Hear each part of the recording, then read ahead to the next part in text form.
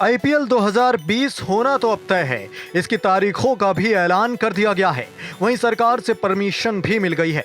लेकिन इस बीच IPL governing council और बीसीसीआई के लिए स्पॉन्सरशिप को लेकर बड़ा सवाल है। चीनी मोबाइल कंपनी वीवो के स्पॉन्सरशिप से हटने के बाद अब बीसीसीआई के लिए सबसे बड़ी मुसीबत है। वीवो आईपीएल की टाइटल स्पॉन्सरशिप के तहत करीब 440 करोड़ रुपए बीसीसीआई को हर साल देता था। लेकिन अब कौन सी कंपनी आएगी और वो कितने पैसे देगी, ये अपने आप में बड़ा सवाल बना हुआ है। हालांकि पिछले आंकड़ों पर अगर गौर करें तो पता चलेगा कि पहले सीजन से लेकर अब तक आईपीएल को 3 कंपनियों ने ही स्पॉन्सर किया है और हर बार रकम में जबरदस्त बढ़ोतरी होती चली गई। अब तक आईपीएल के 12 सीजन खेले गए हैं और आईपीएल की लोकप्रियता के साथ ही स्पॉन्सरशिप की रकम भी बढ़ी। अब इसी पर बात करेंगे, लेकिन उससे पहले हम आगे बढ़े हैं। अभी के अभी एनएन स्पोर्ट को सब्सक्राइब कर दीजिए और नीचे जो बेल आइकन है उसे भी प्रेस कर दीजिए।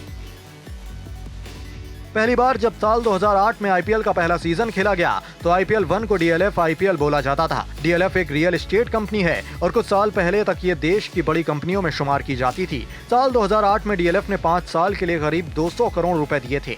ये करार साल 2008 से लेकर 2012 तक के लिए हुआ था। इसके बाद आया साल 2013 जब आईपीएल और डीएलएफ का साथ छूट गया और आईपीएल को नया स्पॉन्सर मिला पेप्सी। पेप्सी को तो सब जानते ही हैं, ये एक कोल्ड ड्रिंक कंपनी है। बीसीसीआई और पेप्सी इंडिया के लिए 5 साल का करार हुआ। इस बार पेप्सी ने 5 साल के लिए 396 करोड़ 80 लाख की बोली लगाई और आईपीएल का टाइटल स्पॉन्सर बन गया।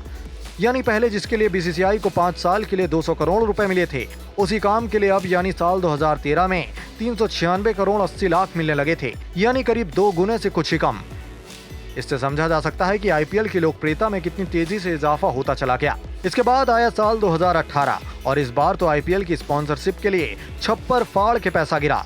इस बार चीनी मोबाइल कंपनी ने करीब 2190 करोड़ देने की बात कही और उसे टाइटल स्पॉन्सरशिप मिल गई, यानी सालाना करीब 440 करोड़ रुपए।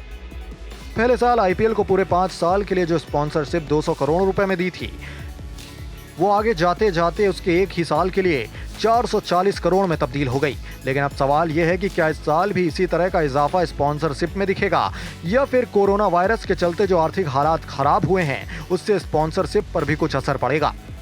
आपको बता दें कि आईपीएल के 13वें सीजन में वीवो हटने के बाद लीग के लिए नए प्रायोजकों के लिए जमीन खाली हो गई है। हालांकि इस बीच बाजार के विशेषज्ञों का कहना है कि या तो ई कॉमर्स या ई लर्निंग कंपनियों में से कोई इसमें कूद सकता है। साथ ही टेलीकॉम सेक्टर में से कोई भी कंपनी अपने हाथ आजमा सकती है। बाजार विशेषज्ञों का कहना है कि दिवाली के चलते अमेजॉन जैसा ब्रांड इसमें कूद सकता है। साथ ही इस डील में उन्हें वीवो की रकम 440 करोड़ से कम रकम लगानी होगी। कोई भी कंपनी इसमें आए, यह हर किसी के लिए अच्छी स्थिति है। विशेषज्ञों का मानना है कि इस लॉकडाउन में जो कुछ हुआ उसका बाजार पर आर्थिक प्रभाव भी पड़ा। इसमें 2 खिलाड़ी निकलकर सामने आए, ई लर्निंग और ई कॉमर्स सेक्टर।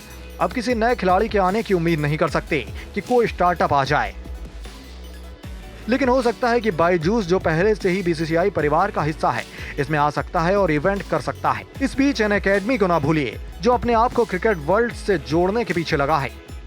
बाजार विशेषज्ञों का कहना है कि अब जब आप ई कॉमर्स की तरफ देखते हो तो लीग का फाइनल दिवाली से 4 दिन पहले है। आप दिवाली से 2 दिन पहले खरीदारी नहीं करते हो, आप त्योहार से 1 महीने पहले ये करते हो। अमेजॉन और फ्लिपकार्ट के लिए इस समय का उपयोग करने से बेहतर और फायदा उठाने से बेहतर क्या हो सकता है। साथ ही आपको पता है कि कोई 440 करोड़ नहीं देगा, इसलिए आपको सर्वश्रेष्ठ विज्ञापन मंच आधी या 1/3 कीमत में मिल रहा है। इससे बेहतर कुछ नहीं हो सकता। कुछ एक्सपर्ट्स का कहना है कि किसी को फार्मा सेक्टर को भी नजरअंदाज नहीं करना चाहिए, क्योंकि इस महामारी के दौरान कुछ फार्मा कंपनियों ने भी अच्छा किया है।